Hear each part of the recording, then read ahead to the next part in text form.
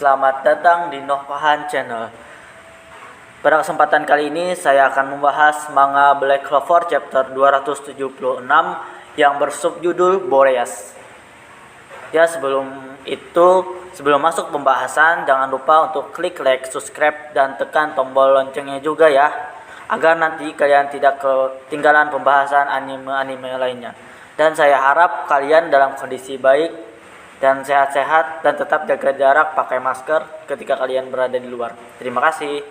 Manga Black Clover chapter 276 yang bersubjudul Boreas. Di sini saya akan sedikit menjelaskan tentang apa itu Boreas. Boreas sendiri berasal dari kata Yunani, yaitu dewa angin utara dan pembawa udara musim dingin. Ia memiliki sayap yang besar di saat dia dalam keadaan marah. Ya, mungkin itu saja yang saya bisa jelaskan sedikit tentang Boreas. Langsung saja kita masuk ke pembahasan manga Black Clover chapter 276. Di gambar pertama kita akan melihatkan dengan pertemuan Yuno, Langris, dan Genon. Di sini Genon sendiri sedikit terkejut karena menurutnya orang-orang yang menyusup ke kastil kerajaan Speed Kingdom bukanlah anggota dari pihak perlawanan Speed Kingdom, melainkan dari pihak perlawanan kesatria sihir kerajaan Clover. Ya, di sini karena mungkin di chapter lalu Mollis hanya mengatakan bahwa ada tikus perlawanan dari kerajaan Speed Kingdom, dan mungkin karena hal itulah membuat Genon sendiri tidak mengetahui bahwa ada pihak perlawanan dari kerajaan Clover yang juga ikut datang ke kastil kerajaan Speed Kingdom. Ya, ditambah lagi dengan jubah yang mereka kenakan buatan Sally yang mana membuat penggunanya tidak terdeteksi mana milik mereka. Dan di sini Genon juga terkejut ketika yang datang adalah orang yang pernah dilawannya sebelumnya. Dan di sini Genon berkata, "Bagaimana bisa kau masih hidup?" Di sini Genon mengira para kesatria sihir pajak keemasan yang pernah dia lawan sudah mati semua. Di sini kita diperlihatkan Yuno yang langsung menjawab pertanyaan tersebut. "Kami masih hidup dengan kekuatan sihir ketua Fajar Keemasan." Ya, yang kita tahu sendiri ketika itu sihir pohon dunia milik Kapten Liam berhasil diaktifkan dan membawa para anggota sihir Fajar Keemasan masih bisa bertahan hidup. Di gambar selanjutnya kita akan diperlihatkan dengan Yuno yang langsung menyerang Genon. Di sini Yuno sudah bisa mengetahui kekuatan Genon, yaitu sihir tulang yang mana menurut Yuno sendiri kekerasan dan kecepatan regenerasinya tak tertandingi. Karena itu sebagian besar serangan fisik tak akan berpengaruh terhadapnya. Ya, di sini kita sudah tahu bahwa Genon sendiri tidak akan berpengaruh terhadap serangan fisik. Jadi menurut kalian, apakah serangan Asta akan berpengaruh terhadap sihir tulang Genon? Tulis di kolom komentarnya ya. Terima kasih. Gambar berikutnya di sini Genon berkata, "Kau terlalu bodoh.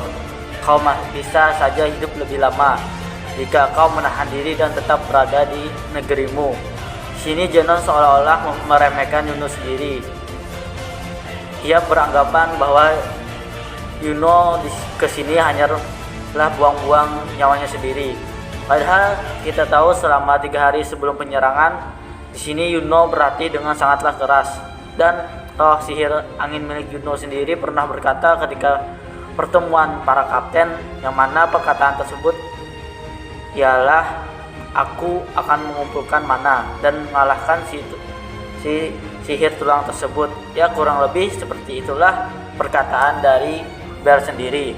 Jadi menurut kalian, apakah nanti Yuno bisa mengalahkan Genon? Ya, menarik sih untuk kita nantikan. Gambaran berikutnya kita akan diperlihatkan dengan Langris yang juga ikut menyerang dengan sihir ruangnya.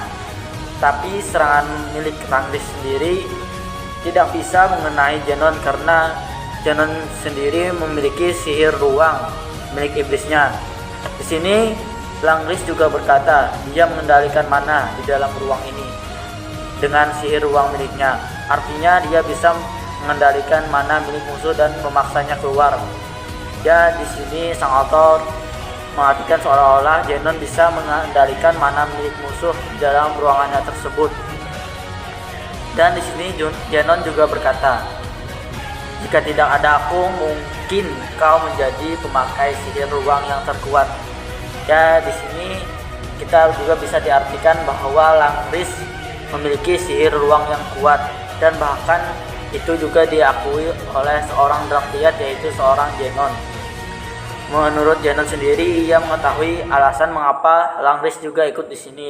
Ia bertujuan untuk melawan sihir ruang miliknya, tapi akan sangat mustahil untuk mempertahankan sihir ruang di sini.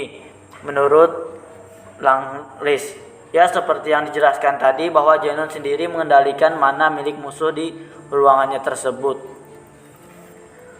Dan gambaran berikutnya ialah munculnya Bel atau roh sihir. Ya, di sini Bel juga muncul dengan kemarahannya ketika dulu ia telah dikalahkan, dan bahkan di sini juga Bel berkata, itu dia si tulang brengsek, dan aku dan Juno pasti akan mengalahkanmu. Ya, di sini juga diperhatikan dengan wujud Bel yang agak berbeda dari sebelumnya. Lalu, apakah Bel sendiri berevolusi? Lalu bagaimanakah cara ia bisa berevolusi, dan mungkinkah karena perasaan marahnya Bel ataukah karena latihan Juno? Tapi di sini juga belum dijelaskan sih. Jadi kita tunggu saja di chapter selanjutnya.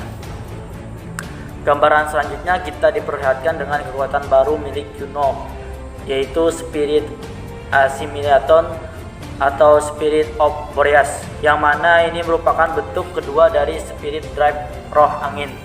Dan di sini juga diperlihatkan dulu Juno yang memiliki mahkota yang hanya sebagian di kepalanya dan sayap yang hanya ada satu di badannya, kini sudah melengkapinya. Selain itu, senjata Juno yang pernah digunakannya untuk melawan iblis sebelumnya juga ikut berubah, yang sebelumnya pedang menjadi kapak.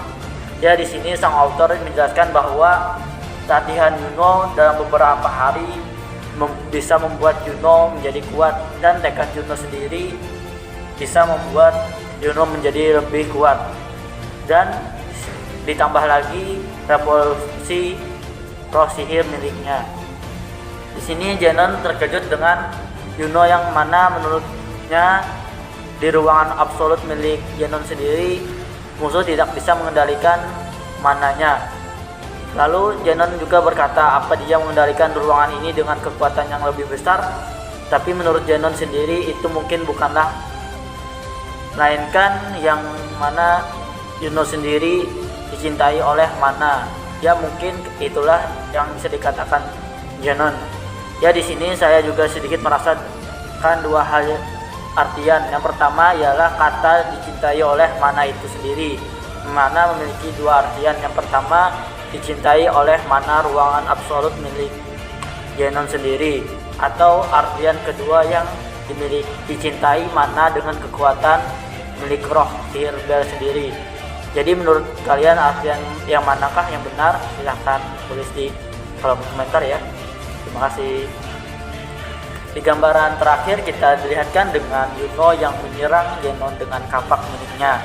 Di sini Zenon juga diperlihatkan dengan wajah yang sangat terkejut, dan bahkan di sini Juno berhasil menghancurkan sihir tulang milik Zenon, yang mana sihir tulang tersebut diperkuat dengan sihir iblis yang berada di tubuh Zenon. Bahkan Juno berhasil melukai tubuh Zenon.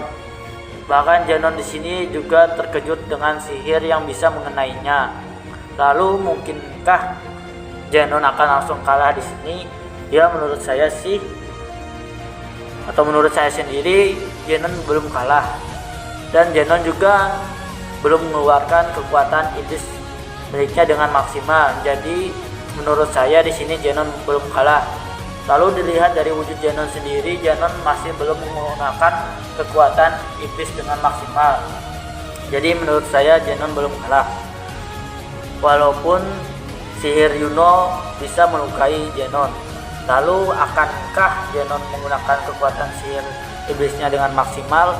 Lalu bagaimanakah cara Juno Langris untuk mengalahkan Zenon yang menggunakan kekuatan iblis dengan maksimal? Akankah mereka kalah ataukah Zenon yang kalah? Menarik untuk kita nantikan. Sampai di sini dulu ya pembahasan manga Black Clover chapter ini. Sampai jumpa di chapter selanjutnya. Terima kasih banyak.